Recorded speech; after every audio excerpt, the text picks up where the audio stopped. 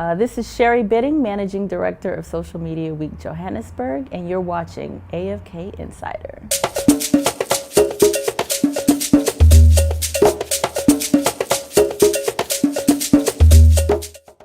I personally know Ngozi, who is one of the founders of Social Media Week Lagos, and actually before we even pitched the event, I had a long chat with Ngozi about the process, and she's been extremely resourceful and helpful for us along the way.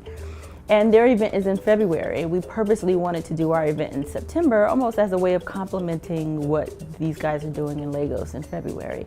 So here we have two huge Social Media Week events happening during two key seasons of the year. So we're able to kind of send traffic to Lagos and support their event, and they've been doing the same for us as well.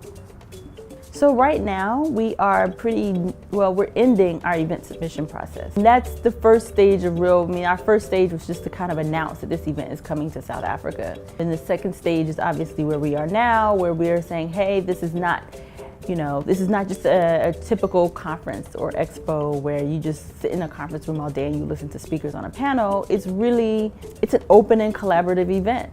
And I think in New York, because these things happen all the time. You have Internet Week, you have Social Media Week, you have Sundance, the Sundance Festival, where it's like you have on one street a variety of different events and screenings and things going on. This is the first time that Social Media Week has happened in South Africa. So a lot of what we're doing now is almost educating the market and letting them know that this isn't your traditional tech conference. It really only exists through the collaborations and contributions from the community. So we're in the process of getting event ideas and stuff now. And then our next push will be registration. One of the toughest parts of this process has been bringing a new event to market. I think that's probably the most difficult because it hasn't happened before. This is our first year.